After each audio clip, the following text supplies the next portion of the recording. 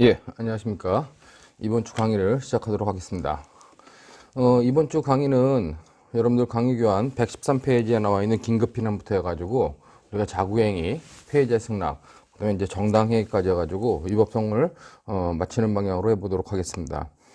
자, 여러분들 강의 교환 13페이지에 보면은 113페이지 보면 긴급避난이 나오는데 우리 긴급避난은 형법 22조에 규정되어 있죠. 22조 1항을 보시면은 자기 또는 타인의 법익에 대한 현재 위반을 피하기 위한 행위는 상당한 이유가 있는 때에는 벌하지 않는다. 그렇습니다. 이 항은 유난을 피하지 못할 책임이 있는 자에 대하여는 전항의 규정을 적용하지 않는다. 3항은 전조 2항과 3항의 규정은 본조에 적용한다. 즉 22조 3항은 전조라고 하는 건 21조죠. 정당방위에서 2항 3항. 즉 그 상당성을 초과한 과잉방위에서 과잉방위 관련된 정당방위 2항 3항을 갖다가 준용한다고 그랬습니다. 우리가 정당방위 관련된 법조문 내용은 바뀌었는데 이 긴급避난에 관련된 법조문 내용은 또 바뀌지 않았어요. 그렇기 때문에 과거에는 정당방위 같은 경우는 자기 또는 타인의 법익에 대한 현재의 부당한 침해를 방위하기 위한 행위라고 했는데 긴급避난도 역시 자기 또는 타인의 법익에 대한 현재의 위난을 피하기 위한 행위라고 했습니다. 근데 지금 앞에 정당방위는 지난주에 배웠지만 바뀌었죠. 그 자기 또는 타인이 뒤로 가고 현재의 부당한 침해에 대하여 자기 또는 타인의 법익을 방위하기 위한 행위로서 상당한 이유가 있는 경우는 벌하지 않는다 가지고 조문 순서가 좀 바뀌었다. 그러나 내용은 하나도 변한 게 없습니다.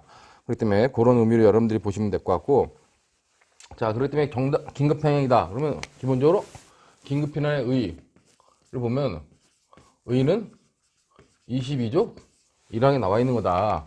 그렇게 너무 저쪽으로 갔나요? 자, 여기다가 보면 의의는 22조 1항에 나와 있는 거다. 그렇게 보시면 될 것 같아요. 자, 그 다음에 관련돼 가지고 그러면 정당방위에서도 정당화 근거가 뭐냐? 정당방위에서 정당화 근거라고 하는 건 우리가 법확증의 자기 보호의 원리와 법확증의 원리라는데 역시 이와 관련돼 가지고 긴급避난에도 정당화 근거가 나오게 됩니다. 즉 긴급避난의 정당화 근거는 기본적으로 이익 형량의 원칙이에요. 그러니까 이익 형량의 원칙이다 하는 것도 보시면 될 것 같은데, 왜냐면은 정당방위는 부정 대 정의 관계였죠. 근데 긴급避난은 정대 정의 관계입니다. 즉 자기의 법익, 자기 또는 타인의 정당한 법익을 보호하고자 다른 사람의 정당한 법익을 침해하는 겁니다. 그렇기 때문에 내 걸 보호하는데 상대방 거도 정당한 거다. 그럼 두 개의 내 걸 보호하는 내 법익과 침해되는 저 법익을 비교해서 내 법익이 우월하게 어떤 그 높아야 된다. 그렇기 때문에 긴급避난을 정당화 위법성 조각 사유를 인정하고 있는 그 본질적인 이유는 바로 이렇게 이익 형량의 원칙에 의해서 그런다. 그렇게 보시면 될 것 같아요. 그렇기 때문에 종래 통설은 뭐 법익 형량설, 즉 우월적 이익설과 목적설의 어떤 결합설이라고 했는데 뭐 이것도 기존의 통설이뿐만 아니라 지금도 유효한데 지금은 약간씩 이제 변해가지고 이 이익 형량의 원칙, 우월적 이익의 원칙을 갖다가 기본적으로 사용하면서도 어떤 자기 법익에 대한 경우는 그 자기 보존의 원리가 좀 가미된다. 이제 타인 법익에 대한 것들은 사회 연대성의 원리가 가미된다 하는 정도로 설명하기 때문에 이거는 정당화 근거는 여러 학자들에 따라 가지고 조금씩 다르게 설명하기도 합니다. 근데 여러분들 입장에서는 그냥 긴급避난은 우선 우월적 이익의 원리 아니면 이익 형량의 원리라고 하는 것이 정당화 근거의 핵심이 된다. 이렇게 여러분들이 받으시면 될 것 같아요. 자, 그리고 이 긴급避난은 또 하나 나오는 게 긴급避난의 본질 문제가 나와요. 자, 긴급避난의 본질이라고 하는 게 나오는데 정당방위는 없던 부분이죠. 우리가 정당방위는 당연히 위법성 조각사유로 인정했습니다. 근데 이제 긴급避난 같은 경우는 이것을 과연 위법성 조각사유로만 볼 것이냐 아니면 책임 조각사유로도 볼 것이냐 하는 논의가 있게 됩니다. 그것이 이제 긴급避난의 본질인데 이론설이라고 하는 거는 22조 1항이 뭐 위법성 조각사유에 규정되어 있지만은 같은 그 배열에 규정되어 있지만은 기본적으로 책임 조각을 하는 거다. 어떻게 정당한 자기의 법익을 침해하고자 상대방의 정당한 자기 법익을 지키고자 정당한 상대방의 법익을 침해할 수 있냐. 그렇기 때문에 이거는 위법성이 조각되는 것이 아니라 책임이 조각되는 것이다. 이렇게 보는 견해도 있고, 그 다음에 이제 통설적 입장은 우월적 이익이 있기 때문에 위법성이 조각된다라고 보는 것이 기본적인 다수설적 견해예요. 근데 이 본질과 관련돼 가지고 우리가 이론설은 위법성 조각이다 라고 보는 것이 다수결적 입장이고, 그 다음에 이원설은 나누는 거예요. 긴급피난을 하나는 위법성 조각이고 하나는 책임 조각이다. 즉 무슨 말이냐, 여러분들 교환해 보는 것처럼 이원설은 생명 신체에 대한 나의 법익을 보호하고자 다른 사람의 생명과 신체를 침해한다? 그랬을 때 그거는 책임 조각 사유다. 근데 다른 사람의 생명 신체 이외의 걸 침해한다? 그러면 위법성 조각 사유다. 이렇게 보는 견해고, 법익 동가치의 책임 조각설은 기본적으로 우월적 이익 관련돼 가지고 정당하게 비교를 해가지고 보호하는 내 법익과 침해하는 이익을 비교했을 때 내게 월등하게 우월하다, 긴급피난한 내 법익이 월등히 우월하다, 그때는 위법성이 조각된다고 보고, 그렇지 않고 작거나 같은 경우에는 뭐다? 그때는 책임이 조각된다는 견해가 바로 이원설의 핵심적인 사항입니다. 그렇기 때문에 이원설은 기본적으로 위법성이 조각되는 경우도 있고, 그 다음에 책임이 조각되는 경우도 있다고 보는 거예요. 자, 근데 위법성이 조각되는 경우는 우월적 이익이 있을 때, 책임 조각이라고 하면 우월적 이익이 없다. 우월적 이익이 없다는 건 보호하는 법익과 보호법익과 침해 법익 사이에 침해 법익이 더 크거나 같을 때, 이런 경우에 우리가 책임이 조각이 되는 것이다 라고 보는 것이 이 이원설의 입장이다. 근데 여러분들 교환해 보면은 제가 그렇게 써놨는데, 뭐 기본적으로 이론설이 위법성 조각 사유로 보는 이론설이 타당하다. 근데 이 이원설처럼 이론설 입장에 의할 때도 기본적으로 뭐다? 기본적으로 우월적 이익이 있는 경우에만, 우월적 이익이 있는 경우면 위법성이 조각되고, 그렇지 않은 경우는 책임이 조각된다고 봐요. 그렇기 때문에 실질적으로 보면 이론설이나 이원설, 이렇게 나누는 이원설이나 결론에 있어서는 별 차이가 없다. 한데 그 부분에 있어서는 다른 논의가 있을 수 있는 게 아니라 논의가 있는데, 여러분들 학부생들 입장이나 기본적인 그 형법을 처음 공부하는 입장에서는 이 정도만 논의해도 충분하다고 생각하기 때문에, 이렇게 기본적으로 긴급피난은 위법성이 조각되는 경우도 있고 책임이 조각되는 경우도 있다. 그렇게 여러분들이 봐두시고, 우리가 지금 배우고 있는 거는 위법성을 조각시키는 그런 긴급피난을 말한다. 그렇게 여러분들이 생각을 해두면 될 것 같아요. 자, 그러면 이제 긴급피난에서 성립 요건. 자, 긴급피난이 성립하기 위한 성립 요건이 나오겠죠. 자, 계속 제가 봤지만 성립 요건은 객관적 정당화 요소가 있어야 되고, 주관적 정당화 요소, 즉 우리가 앞서 배웠던 주관적 정당화 요소, 뭐뭐 하기 위한, 피하기 위한 행위라고 할 때 그런 주관적 정당화 요소가 당연히 있어야 된다 했어요. 그 다음에 객관적 요소는 아무리 복잡하게 설명돼 있어도 여러분들 입장에서는 어떤 상황하에서 어떤 행위를 하고 그 행위가 상당성을 갖춰야 된다, 이렇게 정리해두면 된다 그랬습니다. 자, 그렇기 때문에 우리가 정당방위도 뭐 현재 부당한 침해에 대하여 자기 또는 타인의 법익을 보호해야 되는 상황이라고 하는 것들을 적어놨는데, 여기서 상황은 그냥 법조문에 있는 거 그대로 쓰시면 돼요. 즉 자기 또는 타인의 법익에 대한 현재의 위헌에 의한 상황에서, 자, 피난 행위를 해야 되고, 그 다음에 상당성 갖춰야 돼요. 이 상당성이라고 하는 건 보균적이다. 즉 보충성을 갖춰야 되고, 균형성을 갖춰야 되며, 적정성이라고 하는 이러한 세 가지 요건을 갖춰야 된다. 이렇게 여러분들이 보시면 될 것 같습니다. 자, 그러고 나서 이제 각각 논점이 되는 것들을 우리가 하나둘씩 살펴보면 되는 거예요. 그렇기 때문에 제 강의 교환에는 이렇게 좀 순서대로 했지만, 여러분들이 공부를 할 때는 이렇게 딱 머릿속에, 모든 위법성 조각 사유는 객관적 요소, 객관적 정당화 요소, 주관적 정당화 요소가 필요하다. 근데 객관적 정당화 요소는 법전에 있는 사항들을 이렇게 분석해가지고 여러분들이 논점에 개별적으로 쟁점이 되는 부분만 체크해두면 된다. 그렇기 때문에 거기 보는 것처럼 긴급피난 상황, 114페이지에 보면 긴급피난 상황이 있어야 되는데, 상황이란 건 자기 또는 타인의 법익이에요. 여기서 중요한 건 이제 자기 또는 타인의 법익인데, 이 법익에는 우리가 개인적 법익, 그 다음에 사회적 법익, 국가적 법익이 다 포함된다는 거죠. 우리가 정당방위에서는 자기 또는 타인의 법익일 때 이 법익은 개인적 법익에 한정한다 그랬습니다. 근데 이 긴급피난에서는 그런 자기보호의 원리보다는 이익형량의 원칙이 인정되기 때문에 기본적으로 개인적 법익, 사회적 법익, 국가적 법익이 다 포함된다. 이렇게 보는 것이 좀 다수결적 입장이다. 물론 이에 대해 반대하는 학설도 있긴 한데, 기본적으로 여러분들은 이렇게 법익은 개인적 법익, 사회적 법익, 국가적 법익에 대한 긴급피난도 허용된다. 그렇게 여러분들이 보시면 될 것 같아요. 자, 그 다음에 중요한 거는 자기 또는 타인의 법익에 대한 현재 윤환인데 현재성 관련돼 가지고도 자, 현재성을 판단하는데 정당방위에서의 현재성보다 긴급피난에서의 현재성은 좀 더 넓게 인정됩니다. 자, 왜 그러냐? 긴급피난에서 현재 윤환할 때 위난이란 자체가 뭐예요? 여기서는 현재 윤환할 때 위난은 지금 발생하고 있는 윤환일 수도 있고 지금 당장 뭔가 피하지 않으면 앞으로 윤환이 닥쳐올 것을 예상할 수 있다는 겁니다. 그렇기 때문에 현재성은 바로 지금 현재성뿐만 아니라 앞으로 앞으로 위난이 예상되는 그런 부분까지도 현재성이 넓어진다. 그렇기 때문에 정당방위보다 현재성이 좀 더 넓어진다. 이렇게 여러분들이 생각하시면 되고, 그 넓어지더라도 별 상관이 없어요. 왜냐면은 정당방위는 이 위의 요건들이 갖춰진다 할지라도 갖춰지면 이 상당성이 굉장히 쉽게 인정돼 가지고 위해를 엄격하게 해석해야 되는데, 긴급피난은 이런 위의 요건들이 넓게 인정된다 할지라도 이 상당성이라고 하는 것이 굉장히 엄격하게 요구가 됩니다. 그렇기 때문에 여기를 잘 통과할 수 없기 때문에 여기서는 현재성을 좀 넓게 해석해도 된다. 그렇게 여러분들이 봐두시면 될 것 같아요.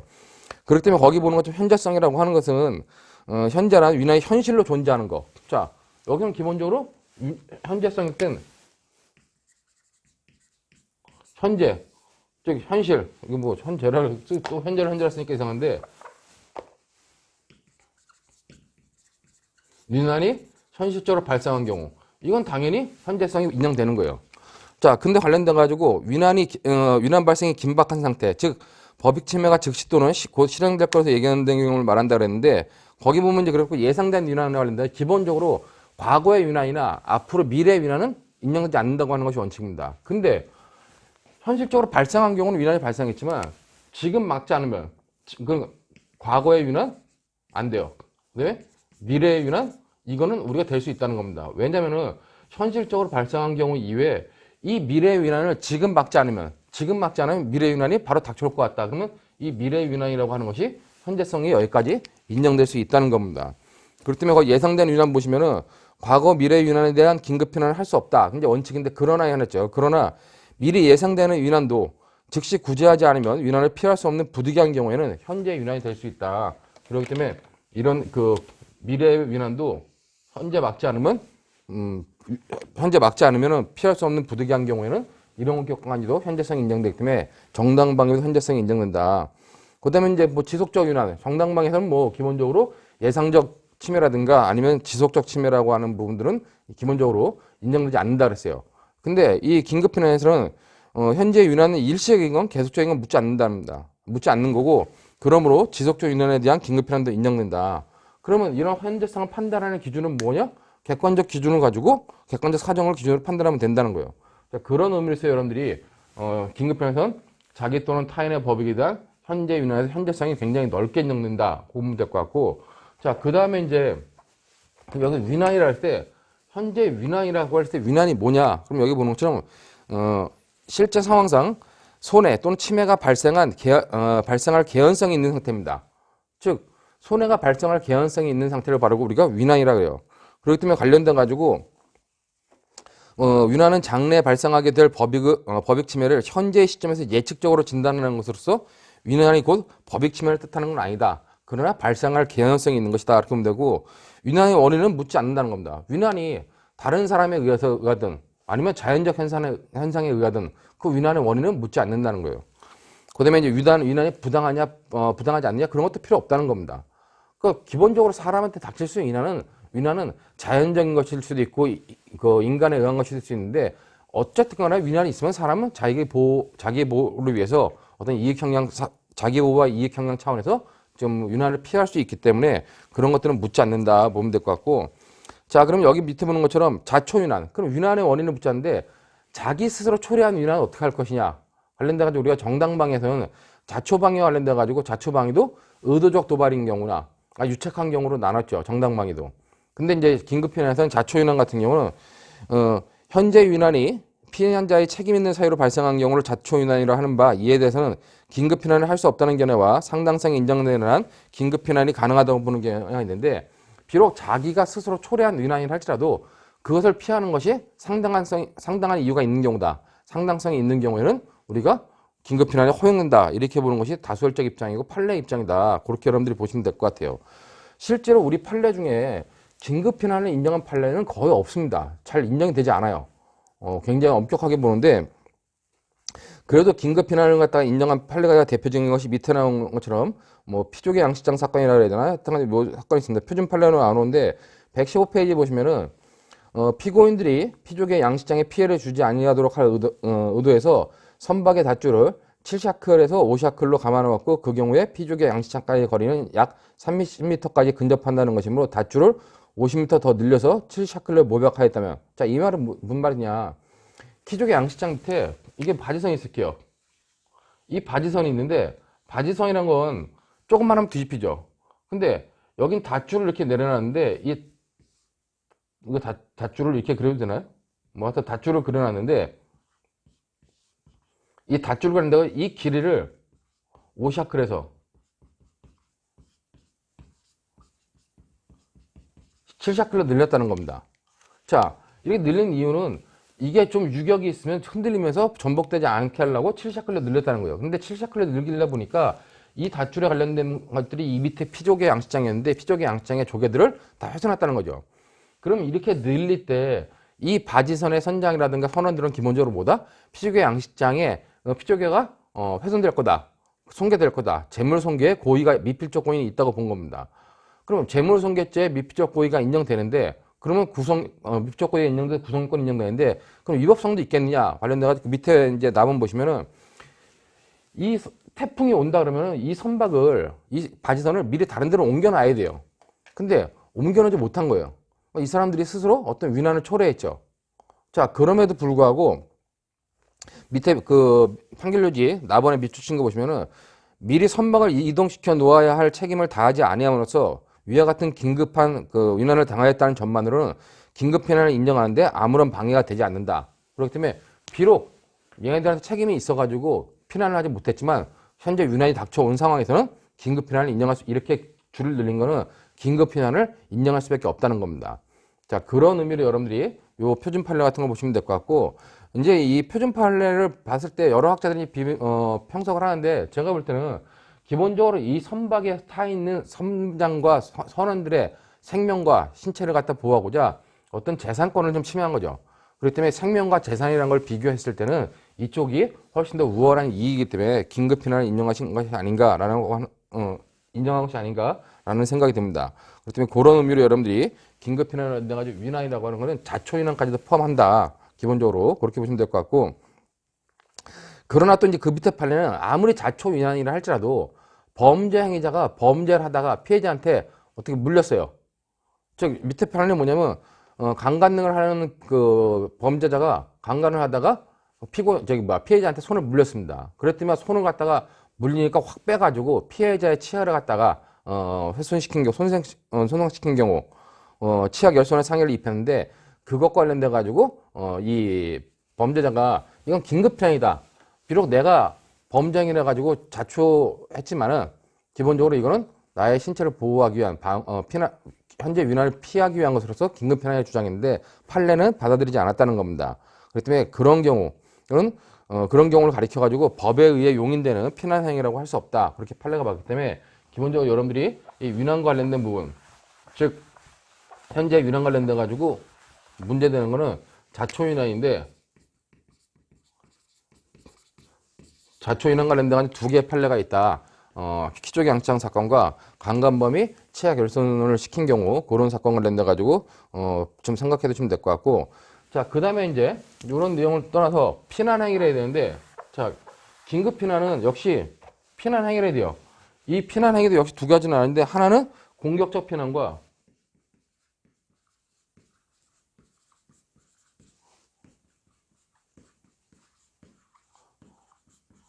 방어적 피난이라고 하는 두 가지는 아니죠. 교환해 보는 것처럼 피난 행위는 공격적 피난, 즉 제3자에 대한 피난입니다.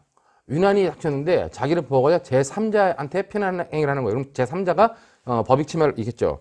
그 다음에 이제 방어적 피난 행위는 어떤 위난이 다른 사람에 의해서 발생했어요. 그랬을 때 위난을 발생시킨 사람에 대해서 피난 행위라는 거, 그걸 방어적 피난 행위라고 그러고 두 가지를 다 포함한다. 그렇게 여러분들이 보시면 될 것 같습니다. 자, 그 다음에 이제 관련돼가지고 뭐 교재에는 거기에 이제 피난 의사가 있어야 된다고 주관적 정당화에서 당연히 있어야 된다는데 이건 당연한 거고. 자, 그 다음에 이제 가장 중요한 거는 이 상당성이라고 하는 거. 그러니까 정당방에서 상당성은 기본적으로 필요성과 사회윤리적 제한 정도가 필요하다. 필요성과 사회윤리적 제한이 있으면 된다는데 제한에 걸리지 않으면 된다는데 이 긴급편의 상당성은 보충성, 균형성, 적정성이라고 하는 굉장히 엄격한 요건들을 요구하고 있습니다. 왜냐면은 자기의 법익을 갖다 자기 또는 타인의 법익을 보호하기 위해서 정당한 제3자의 법익을 침해하는 거기 때문에 굉장히 엄격한 요건을 요구할 수밖에 없다는 거예요.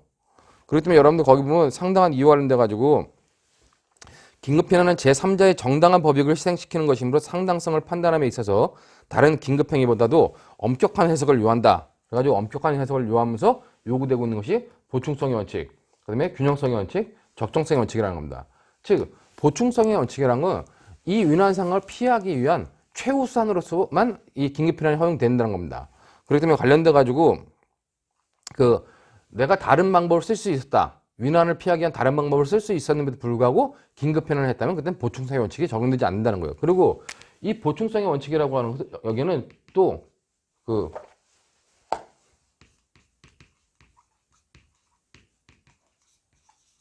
최소 침해의 원칙이 당연히 포함된다고 보는 겁니다. 뭐 어떤 교재에 따라 가지고 보충성 이외의 최소 침해 원칙을 제4의 요건으로 보는데 그냥 여러분들은 긴급한 상당성이라는 거 하는 것은 보충성, 균형성, 적정성, 보균적이다 이렇게 판단하면서 이 최소 침해 원칙은 바로 보충성, 최후의 수단으로 사용해야 되고 최소 침해 방법을 써야 된다 하는 것이 보충성의 원칙이다. 그렇게 여러분들이 이해해 두시면 될 것 같아요. 거기 교재에 보면 108회, 각주 108번 나오는데 차량 충돌 사고가 났어요. 근데 차량 충돌 사고가 났는데 관련돼 가지고 이렇게 우회전 하려고 하는데 앞에 버스가 있어가지고 급히 피했다는 겁니다. 피해가지고 이제 저쪽 중앙선을 넘어간 건데 그와 관련돼 가지고 버스를 피하려고 버스를 발견하고 급제동 조치를 취했는데 빗길 때문에 미끄러져 제대로 서지 못하니까 핸들을 꺾어가지고 그걸 피하려고 했다는 겁니다. 그래가지고 이제 결과적으로 중앙선을 침범하게 되어서 다른 차량에 부딪힌 건데 그랬을 때 이제 교통사고 처리 특례법 위반이 되는데 그럼 교통법 위반죄가 성립하냐 했을 때 그걸 나간다고 판례는 뭐다? 최소한 이런 보충성, 최소 침해 최후의 수단으로 선택한 거기 때문에 그때는 교통법 위반이 되지 않는다. 즉 긴급피난에서 인정한다라고 그렇게 봤기 때문에 그런 의미로 여러분들이 받으시면 될 것 같아요. 자, 그 다음에 이제 중요한 건 균형성인데 여기서 균형성은 중요한 거는 자 보호되는 법익과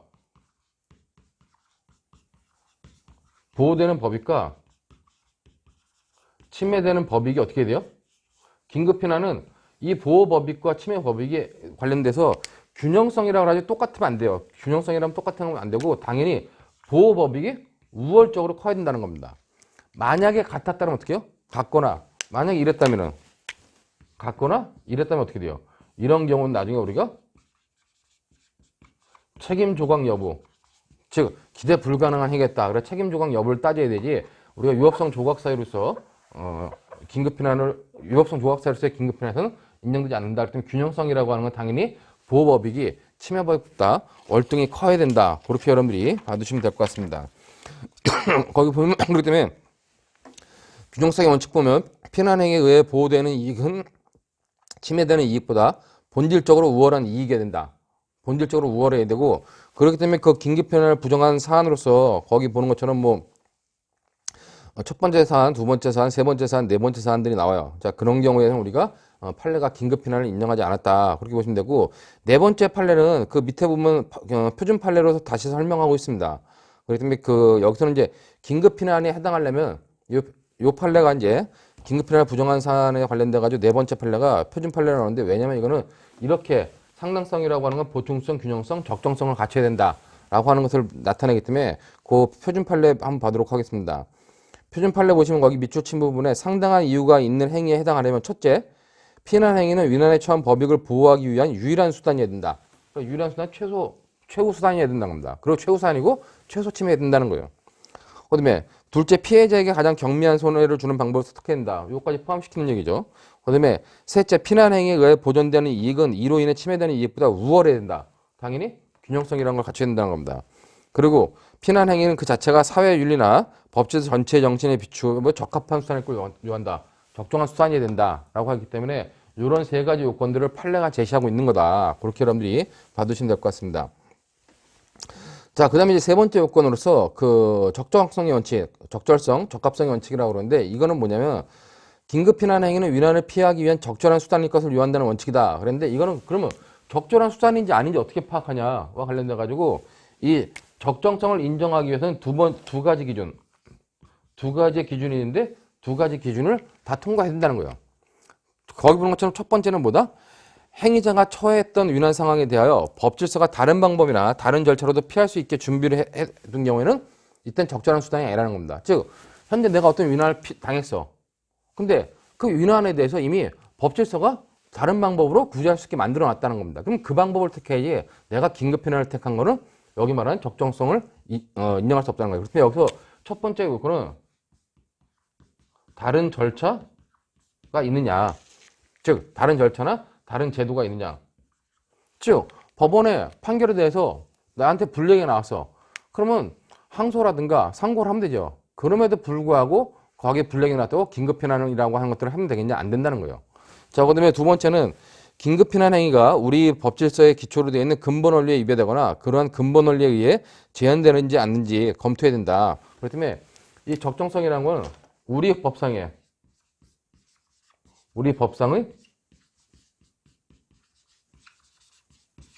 근본 원리에 배치되느냐 않느냐를 판단해야 된다는 거예요. 그 근본 원리라고 하는 건 뭐냐? 자유의 원리 혹은 또는 인간 존엄의 원리인데 이런 인간 존엄의 원리에 위배되지 않느냐는 것들을 봐야 된다는 거죠. 자, 거기 보면 이렇게 관련돼 가지고 그런 두 가지 원투를 검토를 해야 된다 보면서 이제 강제 체결과 수단의 적합성이라고 하는 문제가 나와요. 그러면은 내가 현재 어떤 환자를 수술해야 되는데 위급한 중환자의 생명 구조를 해야 돼요. 즉 의사가 수술을 해야 되는데 응급한 중환자가 있어. 근데 수혈을 해야 되는데 이게 특이한 피야. 특이한 피인데 다른 사람의 피가 마침 병원에 있어요. 그러니까 다른 사람이 그 혈액형 가진 사람이 병원에 있을 때 이 사람이 수혈을 해주면 되겠는데 수혈을 안 해주는 경우에 강제로 이 사람의 피를 체열해가지고 중환자를 살릴 수 있겠느냐와 관련돼가지고 논의가 될 수 있다는 겁니다. 그러니까 적절성의 원칙 관련돼가지고 과연 이 근본 원리와 관련돼가지고 인간의 존엄이라든가 아니면 그 자유의 원리 또는 인간의 존엄 원리에 관련돼가지고 강제 체열의 문제가 항상 논의된다. 물론 이와 관련된 아직 판례는 없습니다. 그러나 이제 학자들은 굉장히 중요하게 생각하는 부분이기 때문에 적절하냐 적절하지 않을 때 강제 체열과 관련된 강제 체열과 수단의 적합성 문제가 나올 때 그렇다면 국내에도 교재를 보면은 적절한 수단이 될 수 없다. 이 사람의 생명을 살리려고 저 사람의 피를 강제로 체열하는 건 우리가 긴급피난이 될 수 없다라고 보는 견해도 있고 또 어떤 견해들은 비록 환자의 생명을 구하기 위해서 무조건 저 사람한테 강제 체열을 할 수 있는 것은 아니다. 그것은 인정한 것이 아니지만 이 환자의 생명을 구하기 위한 유일한 수단이 저 사람의 저 사람한테 체열을 하는 경우라면 다른 방법이 없다. 유일한 방법이 다른 방법이 없다면 그때는 예외적으로 강제 체열을 허용해도 되지 않겠느냐 하는 것이 또 하나의 견해예요. 어떤 견해가 타당하냐는 제가 볼 때는 저는 이제 후자의 견해가 좀 타당하다고 봐요. 기본적으로 이 사람의 생명을 살릴 수 있는 유일한 방법이고 다른 방법이 없다면은 강제 체열을 하는 것을 우리가 긴급 피난으로 허용해야 되지 않겠느냐와 관련돼 가지고 제가 볼 때는 기본적으로 이 사람은 생명이라고 하는 것을 보호받는 거고 저 사람은 뭐요?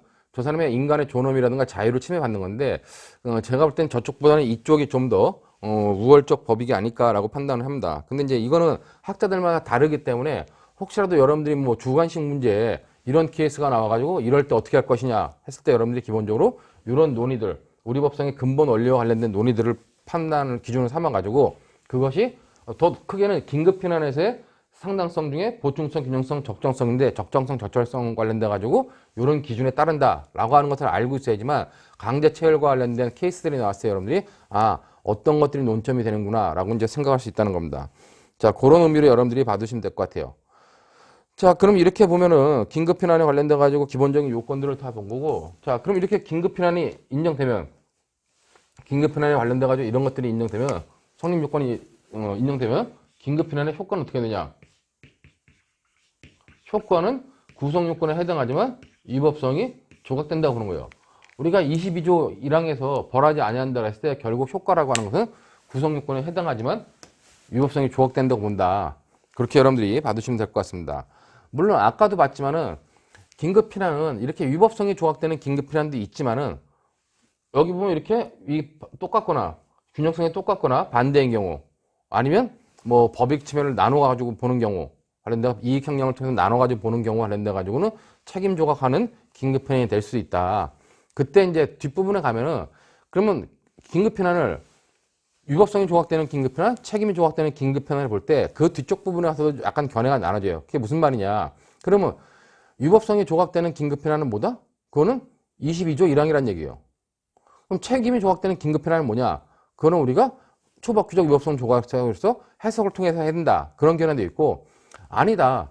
21조 1항에서 위법성을 조각시키는 긴급피난과 책임을 조각시키는 긴급피난을 다 규정한 거다. 이렇게 보는 견해도 있다는 겁니다. 그런 이제 학자들에 따라 가지고 형법상의 체계를 어떻게 보냐에 따라 차이가 나기 때문에 그렇게 차이가 난다는 정도만 이해하고 긴급피난은 이렇게 두 가지가 있을 수 있다라고 하는 정도만 여러분들이 봐주시면 될 것 같아요.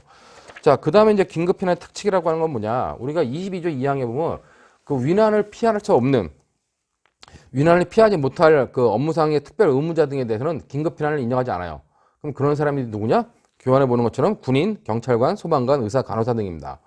그렇기 때문에 경찰관이나 소방관이 긴급피난 상황이야. 근데 위난 상황인데 난 긴급피난 해야지 하고 업무를 안 하고 피난하면 어떻게 돼요? 그렇기 때문에 그런 경우는 우리가 인정하지 않는다. 그렇기 때문에 긴급피난에 관련돼 가지고 위난을 피하지 못할 그 업무상 특별 의무자 등은 뭐다? 그런 의무자들은 기본적으로 긴급피난에 허용되지 않는다. 그러나 완전히 허용되지 않는 것이 아니라 원칙적으로 허용되지 않는 거고 소방관이 불을 끌어 들어가서 불을 끄고 있는데 갑자기 소방관 머리로 커다란 물체가 떨어져요. 불덩어리가. 그래서 옆에 있는 뭐 물건을 듣고 자기 생명을 막았다 이렇게. 그래서 살았어요. 근데 이 물건이 굉장히 비싼 물건이에요. 하더라도 그때는 긴급피난을 인정할 수 있다는 거죠.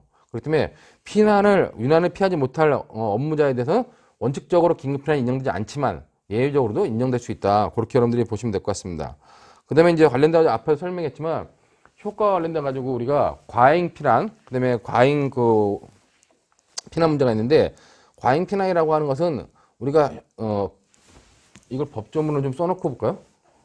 관련돼 가지고 이 부분을 잠깐 지우고 이제 이건 긴급피난의 법조문과 위법성 조각사유의 아주 정당방위의 법조문을 여러분들이 잘 판단해야 되는데 자 우리가 앞에서 봤을 때 21조 1항 정당방위예요. 이게 정당방위죠. 그래가지고 구성요건에 해당하지만 위법성이 조각된다고 봤습니다. 21조 2항 과잉방위예요. 구성요건에 해당하고 위법하지만 책임이 조각되거나 면제되거나 감경될 수 있다. 그리고 21조 3항은 역시 과잉방위인데 이 과잉방위는 뭐예요? 구성요건에 해당하고 위법하지만 벌하지 않는다 가지고 책임이 조각돼서 벌하지 않는다는 겁니다. 즉 정신적 심리적 불안 상태에서 의한 경우죠. 그럼 이때 이제 우리가 22조는 1항이 긴급피난입니다. 즉 이것도 구성요건에 해당하지만 위법성이 조각된다고 그런 거예요. 근데 22조 2항은 뭐다? 아까 위난을 피하지 못할 좀 전에 말했던 것처럼 위난을 피하지 못할 뭐 특별 의무자에 관련된 얘기고 자 22조 3항이 뭐예요? 22조 3항이 전조 2항과 3항을 갖다가 준용한다 그랬어요. 그렇기 때문에 22조 3항에 의해서 이렇게 요 자체가 그대로 여기로 준용된다는 겁니다. 그렇기 때문에 긴급피난에서도 이렇게 과잉피난 행위 같은 경우는 책임이 면제되거나 감경될 수 있고 과잉방위 같은 경우와 똑같이 과잉피난인 경우 과잉피난인데 심리적 불안 상태에서의 과잉피난 같은 경우보다 아예 책임이 없을 수도 있다. 그렇게 여러분들이 준용되는 과정들을 보면 될 것 같습니다. 자, 그 다음에 관련돼 가지고 뭐 오상피난, 오상과잉방위라고 하는 거는 위법성 조각사유의 전제 사실에 해당한다. 이렇게 보면 될 것 같고, 대부분의 교과서에 이제 긴급피난 관련돼 또 나오는 것 중에 하나가 의무의 충돌이라고 하는 것이 나와요. 근데 의무의 충돌은 정확히 보면은 부진정 부작위범, 즉 부진정 부작위범의 독자적인 위법성 조각사유다. 그렇게 여러분들이 보시면 될 것 같습니다. 근데 이제 대부분의 교과서들은 아직까지 의무의 충돌을 긴급피난의 일종으로 봐가지고 긴급피난의 어떤 그 한 유형으로 파악한다. 그래서 이제 제 강의 교환도 그냥 기본적으로 아직은 학부생들이 편하게 보라고 의무의 충돌에 관련돼 가지고 이 긴급피난과 연결시켜서 설명하고 있습니다. 거기 보면 의무의 충돌이라고 하는 건 뭐냐? 여러 개의 법적 의무를 동시에 이행할 수 없는 긴급 상황에서 하나의 의무 이행을 위하여 나머지 의무 이행을 하지 못한 것이 부작위범의 구속요건에 해당하는 경우를 말한다 했습니다. 즉 뭐냐면 내가 아들이 둘 있어요. 아들이 둘인데 아들이 둘인데 물에 빠지면 내가 구해야 될 민법상의 의무가 있다는 겁니다. 근데 아들이 둘 다 물에 빠졌어. 둘 다 물에 빠졌는데 현재 상황상 한 아들밖에 못 구해. 큰 아들밖에 못 구해. 그럼 작은 아들은 죽을 수밖에 없잖아요. 그게 작은 아들이 죽었을 때 이 작은 아들을 못 구한 것이 부작위에 의해서 못 구한 것이 뭐다? 부작위에 의한 살인죄가 되지 않겠느냐. 그래서 부작위에 의한 살인죄 구속요건에 해당하지만 이 경우에는 우리가 의무가 두 개의 의무가 충돌한 거다. 그렇기 때문에 그런 경우는 위법성을 조각시켜줘야 된다라고 하는 것이 의무의 충돌의 기본적인 내용입니다. 또 거기 예를 여러분들 한번 보시면 될 것 같고, 자, 그럼 뭐 의무의 충돌과 관련돼 가지고는 이 위법성만 조각된다는 견해도 있지만 역시 긴급피난과 동일하게 구체적 내용에 따라 가지고는 위법성이 조각될 위법성 조각뿐이라 책임이 조각된다고 하는 것이 기본적 통설의 입장이다. 그렇기 때문에 긴급피난도 위법성이 조각되는 경우, 책임이 조각되는 경우가 있듯이 의무의 충돌도 이렇게 위법성이 조각되는 경우와 책임이 조각되는 경우 있다. 이렇게 보시면 될 것 같아요. 118페이지에 보면 이제 긴급피난과의 비교를 봤는데 의무의 충돌과 긴급피난은 요건을 보면 긴급피난은 현재 위난이지만 의무의 충돌은 법적 의무의 충돌이다. 자, 근데 제일 중요한 게 강제성입니다. 긴급피난은 뭐예요? 긴급피난은 긴급피난 상황에서 자기가 긴급피난 안 해도 돼. 안 하고 그냥 위난을 자기가 맞닥뜨리면 됩니다. 자기가 위난에 대해서 그냥 침해받으면 돼요. 자, 근데 의무의 충돌은 뭐다? 의무의 충돌은 두 개의 의무가 충돌할 때 반드시 하나는 이행해야 된다는 겁니다. 제가 농담으로 이런 말 하는데 아들 둘이 빠졌어. 아, 근데 하나들만 보면 하나들이 혼자 황창길 가게 슬플 것 같으니까 둘 다 구하지 말고 둘이 같이 가라 그래야지. 둘 다 안 놔뒀습니다. 그건 부작위에 의한 살인죄예요. 의무의 충돌이 아니라는 겁니다. 최소한 한 명의 아들을 구해가지고 이걸 구함으로 인해가지고 이 아들을 못 구했을 때 이것이 부작위에 의한 살인죄 구속요건에 해당하지만 위법성을 조각시킬 수 있다는 겁니다. 그렇기 때문에 의무의 충돌에서는 반드시 하나의 의무는 이행해야 된다. 긴급피난은 이행하지 않아도 된다. 라고 하는 것이 가장 큰 차이다. 그렇게 보시면 될 것 같고, 관련돼 가지고 뭐 타인의 개입 가능성 그래 가지고 불가능하다. 의무의 충돌은 긴급피난은 타인이 할 수 있는 것인데 의무의 충돌은 나한테 어떤 의무가 있는 거기 때문에 타인이 대신할 수 없다. 이렇게 보면 될 것 같고, 수단의 적절성 원칙. 우리가 아까 긴급피난 같은 경우는 상당성에서 보충성, 균형성, 적절성 원칙이 필요하다 그랬잖아요. 자, 근데 그 적절성 원칙이 긴급피난에 적용되는데 의무의 충돌은 그런 것이 적용되지 않는다. 그렇게 보시면 될 것 같고, 그러면 의무의 충돌의 요건 관련돼 가지고 거기 보는 것처럼 법적 의무가 실질적으로 충돌하고 그 동가치 이상의 의무를 이행해야 돼요. 여기서 잘 봐야 되는 게 아까 긴급피난하고 다른 게, 자, 긴급피난은 균형성에서 뭐라 했어요? 균형성에서 반드시 보호받는 이익이 침해하는 이익보다 월등히 우월해야 된다 했죠. 커야 된다 했습니다. 근데 여기 보면 의무의 충돌의 요건을 보시면 첫 번째가 법적 의무의 충돌이 된다. 법적 자기 의무의 충돌이지 뭐 도덕적 의무와 법적 의무가 충돌하는 건 의무의 충돌이 아니라는 겁니다. 그땐 당연히 법적 의무를 이행해야 되는 거예요. 그다음에 실질적 충돌이 된다. 논리적 충돌이나 이런 것들은 포함하지 않는다는 겁니다. 논리적 충돌이라고 하는 것은 기본적으로 뭐 관련돼 가지고 의사가 어떤 전염병을 보면은 전염병이 돌고 있는데 전염병 관련된 어떤 환자가 왔다. 그러면 의사가 환자의 비밀을 보호해야 될 의무도 있고 전염병 환자가 오면 국가에다가 보호해야 될 의무도 있어요. 그럼 두 개의 의무가 충돌할 거냐? 그거는 논리적 충돌이죠. 근데 당연히 전염병에 관련된 것들을 먼저 이행해야 된다는 겁니다. 그렇기 때문에 그건 법적 의무가 충돌이고 실질적 충돌이 된다. 논리적, 형식적 충돌은 안 된다. 그리고 이제 중요한 게 동가치 이상의 의무를 이행한다는 거죠. 즉, 의무의 충돌에서는 자,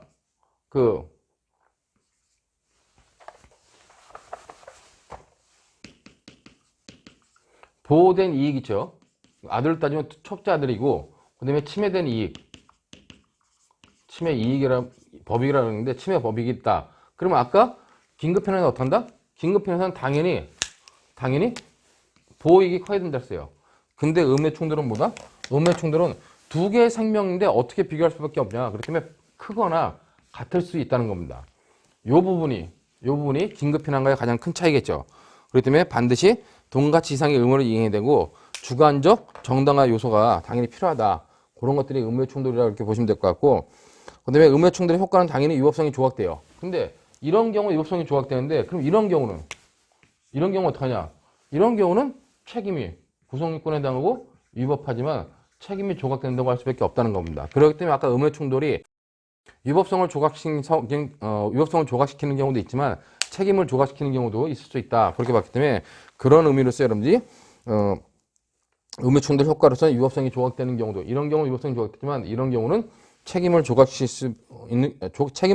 수밖에 없다. 그렇게 보면 될 것 같고, 이 의무의 충돌은 지금 우리 법조문에 없습니다. 그렇기 때문에 이제 학자들이 하는 얘기가 항상 의무의 충돌에 관련돼 가지고 이것이 어떤 법적 성질을 갖는 것인지 구체적으로 법조문에다가 입법하는 것이 요구된다. 그렇기 때문에 해석으로서만 인정할 것이 아니라 입법적으로 해결해야 된다 하는 요구들이 의무의 충돌에 대해서 나오고 있다. 그렇게 여러분들이 봐두시면 될 것 같아요.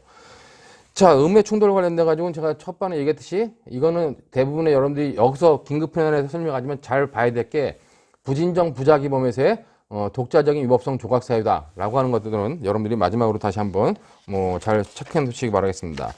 자, 이렇게 해가지고 긴급피난과 관련된 부분들은 마치고 잠시 쉬었다가 자구행위부터 이제 좀 진도를 나가도록 하겠습니다.